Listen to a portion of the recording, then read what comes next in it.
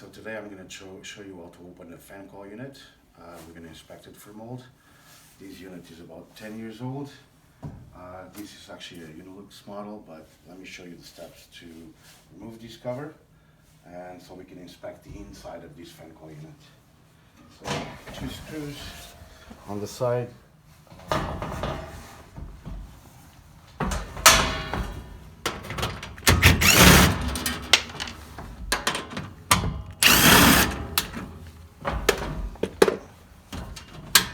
Okay, let's back up.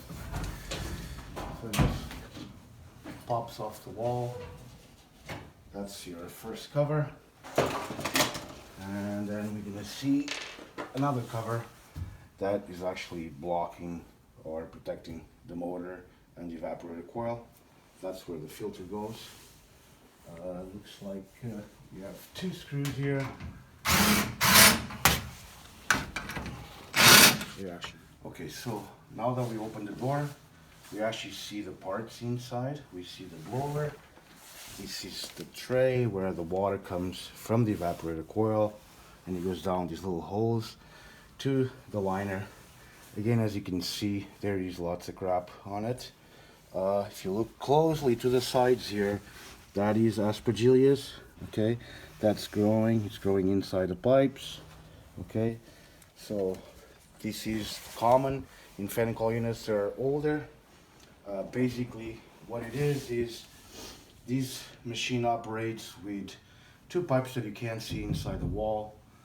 Those 2 pipes bring the cold water in the summertime and hot water in the winter time. Basically goes through this evaporator coil.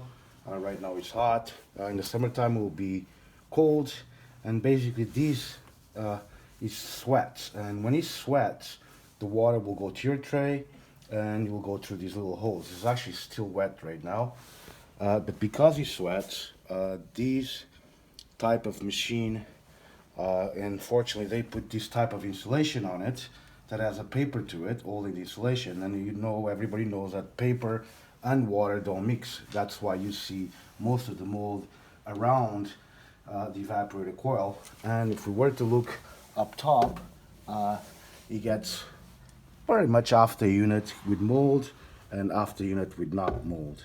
Okay, so but this is basically like I said, a 10-year-old fan coil unit, and in this case it definitely needs mold remediation and getting it all done and fixed properly.